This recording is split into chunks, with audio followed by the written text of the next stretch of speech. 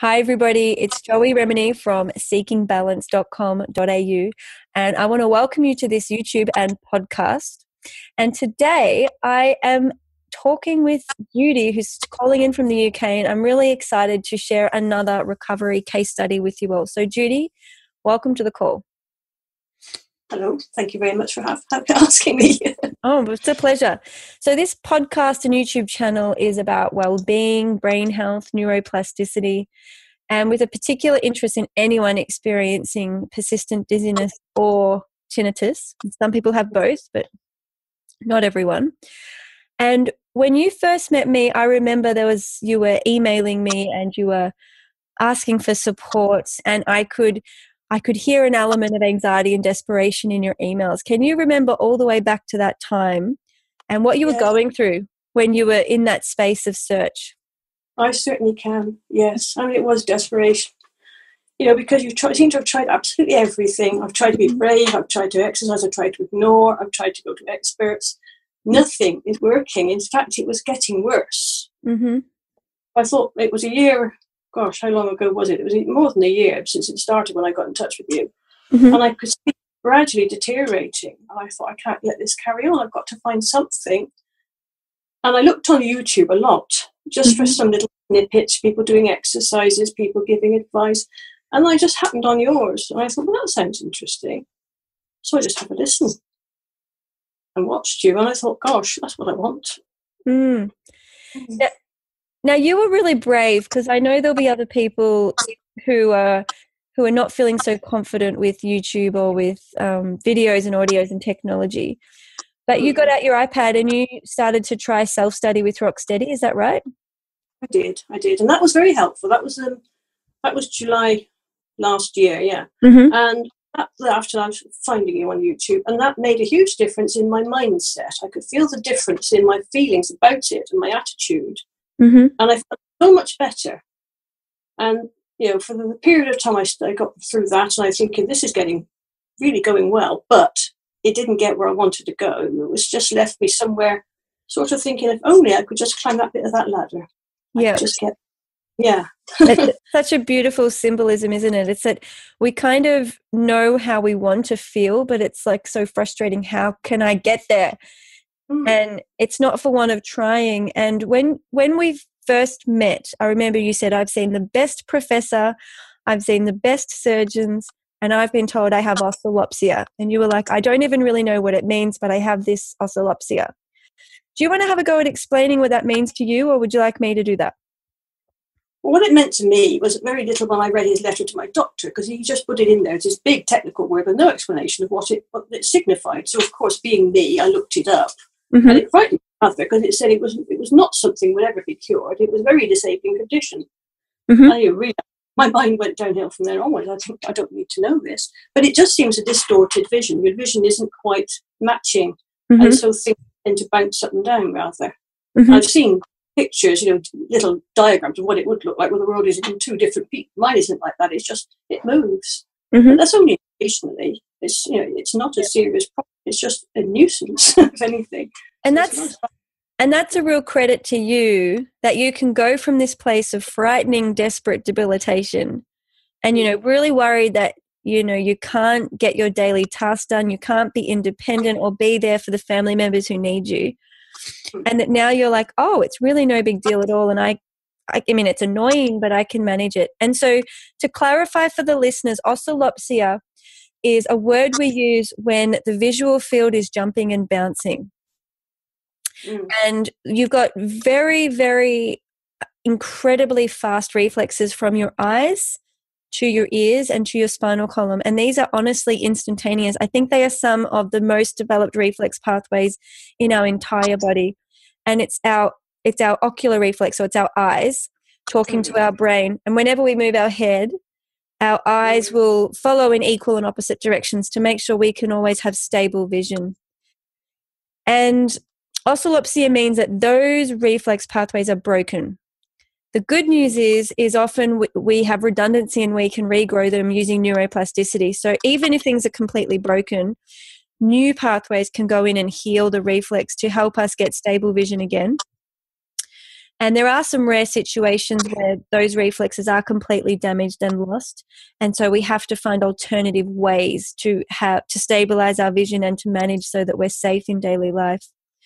Oscillopsia will be different to every person. It's not a cookie cutter kind of condition. It will be different for everyone.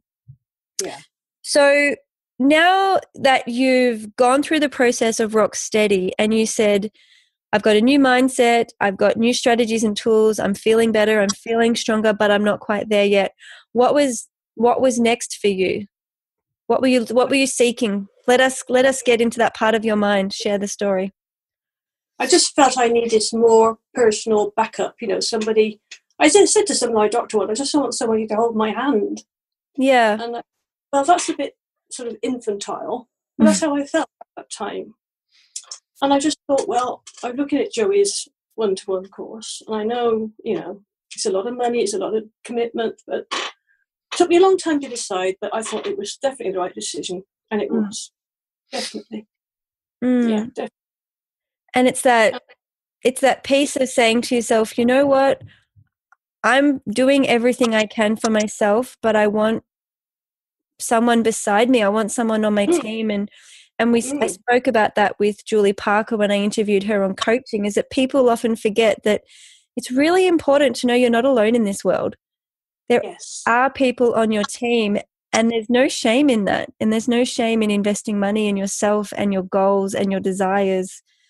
Because if it's important to you, it's priceless, right? Of course. Yes. And so what was the result in that? So you backed yourself and you decided, all right, I'm going to go for this? I did. I said, come on, go for it. Yes, I did. And it was a very, very sensible, good decision. So I'm very, very pleased I did it.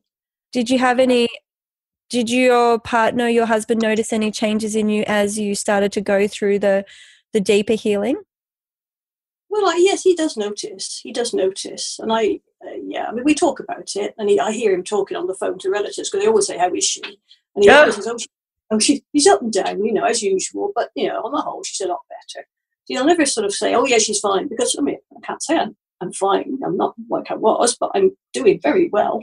And I'm doing what I want to do. So I think we both recognise that, we've been out for trips, we've booked a holiday, we've done stuff. So, yeah, much better than it was. Yeah, and you've started driving again, cooking again. I remember when we met, one of your goals was cooking. I couldn't work in the kitchen because the worktops would just jump up and down, and I just couldn't stay there. I just couldn't feel my feet. My balance would go. I couldn't turn around to do stuff. So, and then, if I get a day when that's happening again, I think, right, you're doing the dinner today. I can't do it. I've got to sit down. I don't feel guilty, and I don't feel, upset. I think, oh, I'll do it tomorrow probably anyway. So why worry? And you told me, I feel that now I don't need to justify myself anymore or please others. How's that impacted on you and your relationships and your freedom? Well, yes. I mean, I'm much braver to state my case with people. No, when I don't need to say anything, if they say what they think, well, let them get on with it. It doesn't bother me. But it was certainly a question of, as we went through with Joey's one-to-one, going right back to the childhood issues of family dynamics and parental treatments, etc., and the conversations that were held in those days, which, being the age I am, was, it was a different world, but even so, those things still happened. And it was the brother-sister competition, 2 or 3 of us pulling in different directions. I always felt they were putting me down. I wasn't, they gave me my self-image, and I thought, I'm not going to let them do that anymore. No, I know who I am. This is me. You can have me or not. And I know they love me. But why do they? So ignore the rest of it. They're lovely. Great. It's those simple little things, isn't it, that help us get our energy back and help us not be so exhausted and so fatigued because we're so much of our conversation and our actions and our behaviors are really focused at pleasing people or fitting that system or being that person that society tells us we should be, etc. Yeah. And you've commented to me that I back myself more. And I know you've said, like, if there's poetry I want to do, or if there's gardening I want to do, or if there's a friend I want to go out and walking with or shopping with, I really find ways to back myself. How's that impacted on your confidence and on your independence and on your life? Yeah, well, I've struggled to do those things over the last 2 years. gave up on really browsing around shops because it just wasn't worth the effort. It was just too difficult. But I've done that more now. I go for walks. I've had some long walks, in fact, recently. And I know on a day when I'm just not feeling great, I'm not going to try. It's not, what's the point if I'm not going to enjoy the walk? Mm-hmm. And I'm very happy to say to people, not today, thank you, I can't do it. Whereas I would before, just struggle along and say, okay, that'd be fine. And then thinking, I wish I hadn't said yes. So, I just know where I stand and what I need and let people know. So, in fact, what I did recently was say to the poetry group, I'm sorry, I can't do this anymore. You keep asking me to drive you everywhere, organise everything, plan all the lessons. I can't do this anymore. And that's it. And how did that feel? It's like taking your power back. How did that feel to take ownership over your own needs? Yeah, because it was always, it would be a shame if it stopped because Sheila ran it and it was so lovely. I know, and Sheila was great, but I'm not Sheila. I can't do this anymore. No, that's the end of it. If you want to do it, you do it yourselves. And I didn't feel guilt. That's what I would have felt before, guilt. But I'd let them down. Beautiful. And so looking forwards, and I know we've had lots of conversations about managing anxiety, managing fear of dizziness, limiting thoughts, the whole I can't do this anymore, I can't cook anymore, I can't walk anymore, I can't shop, I can't this, I can't that. People are depending on me, people are relying on me. So now that you've moved through all of that guilt and you've kind of created space in your life for you to nurture your body, and let's face it, I actually just had an eye review with my ophthalmologist. I've got a cut in my eyeball. And I was astounded when he said, the cornea, I think it's called, the front of my eyeball, it's already been a year since it happened. It was a surfing accident. It's going to take another 6 months minimum for it to heal itself. Like, it's a very slow regrowing process. Mm-hmm. And if you think about those tiny reflexes between your ears and your eyes, they can slowly, over a period of years, reform their function. Mm-hmm. And reform their connections and re-strengthen. And we often think, come on, why hasn't it happened already? Hurry up. Mm-hmm. And, and I have to be patient with my eyeball healing because you can't rush it. And it's a profoundly subtle process. And so every day I've got to be really gentle and do what my eyeball needs, put all the special drops and ointments in. Mm-hmm. And rather than get frustrated with the body, to step into that space of, okay, I'll give myself time.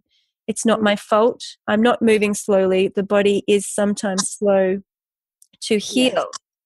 So with that neuroplasticity process and moving forwards, how are you feeling in yourself in terms of getting your life back and growing and expanding and hopefully improving little by little ongoing? How does that feel for you? It feels great because I really felt I was just stuck in a box I couldn't climb out of before. I didn't seem to find the key to it. I was hammering on the inside, please let me out, and I couldn't. But now, I go into town, I've got an appointment, I go in, I think, a little bit wobbly today, but I'll be fine. Other days, yesterday, the day before, I walked all the way home, didn't use a stick. Great, that was a good day, even though I thought, perhaps I shouldn't have gone. So I just take it on board, do it, and if I think, I can't, I would have got a taxi home, So it doesn't stop me doing it unless I know it's a day when I sensibly decide this isn't the day for doing that. But it's wonderful because I can feel most things, I can just get out and do it. And if I feel tired, I stop it. And no one's thinking I shouldn't have done that. And if they are, well, hard luck.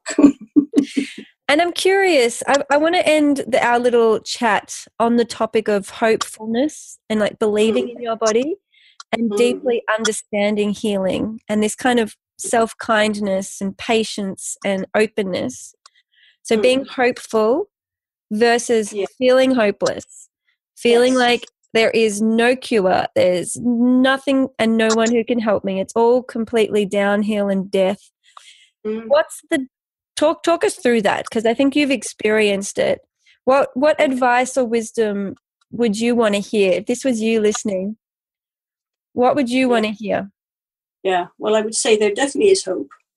You find the right person to guide you to it. And then the hope is within you, really. You've got to believe in yourself. You mustn't be put off by setbacks. Like yesterday, I was trying to do some gardening. I thought, this is no good. I've just got to sit down. But don't be put off by that because tomorrow will be better. If it isn't better, well, maybe the next day. But there is hope because it is getting better. Day by day, things are getting better. Hang on to that hope. because it's always there, and a lot of it is within your self-belief anyway. If you tell yourself you're not going to get better, you probably won't. True. So it's emotional, spiritual, physical, it's all sorts of things. But just, I've got the rope now, I'm hanging on and climbing up where I couldn't go before. Yeah. And for people who are thinking, I don't know how, I really don't know how to believe, like I'm exhausted, I'm empty. Do you have any tips that have helped you in those moments of despair?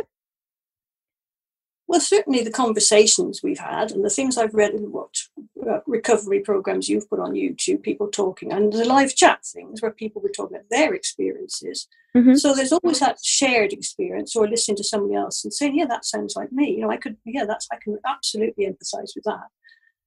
And I think the mindfulness approach is developing that sort of understanding your inner world more and seeing where you are actually and where you could get to with that self-belief that you impose on yourself, rather than the critical, guilty, can't do it well enough, which has been the whole of the life really up till now. And I don't know, some little magic thing probably turned in my brain and switched it around from the negative side to the positive side. So you'd say maybe engaging with the videos and the Rocksteady live calls and like click. So it's kind of like get yourself out of your head and click play and that mindset. And the other piece I would probably say, if there is anybody out there who's listening and feeling just completely exhausted with all of their efforts and feeling hopeless, is allow yourself to feel hopeless for as long as it takes until that miracle happens. Because I do think that mindset moment when you think, you know what, I'm so fed up with being hopeless, I'm going to just start being hopeful, and I'm going to invest in this, I'm going to commit to it, I'm going to create a daily program, I'm going to get support people, coaches, therapists, whatever you need, and you'll have that moment of inspiration. So I think if you're not there yet, just acknowledge that it's okay to be hopeless. It's not, I mean, you could almost say that we need to be hopeless in order to become hopeful. They kind of work together as a team.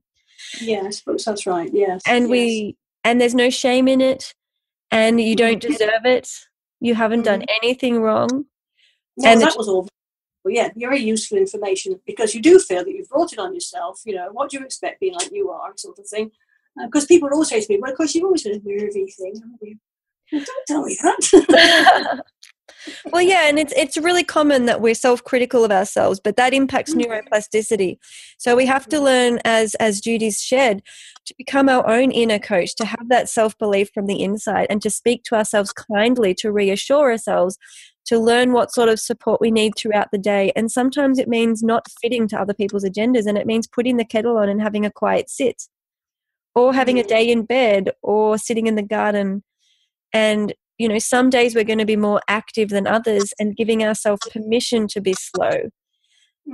And so it's been just a joy to watch you to progress and to expand and to grow. And I think you can be, really proud of yourself. So do you have any parting words, if not for the listeners, then even for yourself? Yeah. Well, I think, the parting words to the listeners, I would say it's definitely worth pursuing Joey's courses. It's not quick. Some people say, oh, it was wonderful, it's no time at all. Well, not for me. It takes its time, and you take your time with it. You walk along with it, but you're going to get there. Yeah. And I really want to say thank you for that, and your kind words are really meaningful to me, and I'm really pleased to hear you say that. But Judy started this course, I think you said 11 months ago. So for people who are thinking of signing up and wanting a quick fix, I mean, you can't predict tomorrow. Some people get relief immediately, and other people get a very slow and steady learning journey. And I think as long as you back yourself and you're in that mindset of learning, you really can't go wrong. You really can't go wrong. Yeah. So thank you so much, Judy, for your kind words, and I'm really glad you've got a lot out of the Rocksteady program and then the Beautiful Balance private therapy. If there's anyone listening and you're not sure about all of this, go to seekingbalance.com.au I offer a lot of free resources to support you to help learn about neuroplasticity. And then I also have the Rocksteady program and Beautiful Balance, which is my private therapy program for people who want to work with me one-on-one over a 6-month period. So I encourage you to touch base and learn more. Absolutely keep exploring, because your body wants to heal. Mm-hmm. So on that note, thank you so much, Judy. It's really great to have another voice and another positive story out in the world. And congratulations for your healing. I'm so glad you've got your steadiness back. Thank you, Joey. So am I. Yeah. All right. So bye for now.